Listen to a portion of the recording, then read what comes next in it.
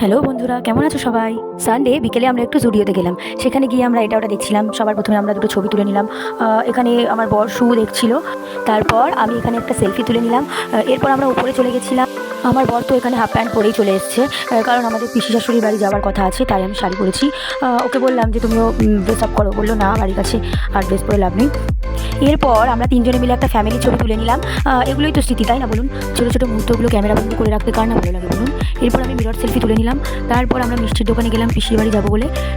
এই যে আমরা পিসির বাড়ি চলে এসেছি। পিসি দেখি আমাদের জন্য ওয়েট করছে। ভীষণই ভালো লাগছিল। আমি এদিকে একটু ক্যামেরা করছিলাম। উনি আমার ছোটো পিসি শাশুড়ি হন। ভীষণই ভালো মানুষ, মজার মানুষ। এরপর শুরু হলো পিসি ভাইপোর গল্প।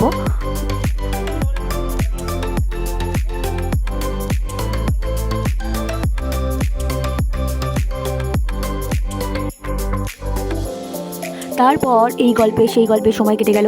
তারপর আমি পিসিদের ঘরটা একটু ঘুরে ঘুরে দেখছিলাম। পিসি এখানে আমাদের চা দিয়েছিল, চা খেলাম। তার কিছুক্ষণ পরে পিসি আমাদের খেতে দিয়েছিল, কারণ পরের দিন ছেলের স্কুল আছে, তাই তাড়াতাড়ি বাড়ি ফিরতে হবে। এরপর আমরা খেয়ে দিয়ে বাড়ি চলে এলাম। টাটা বন্ধুরা।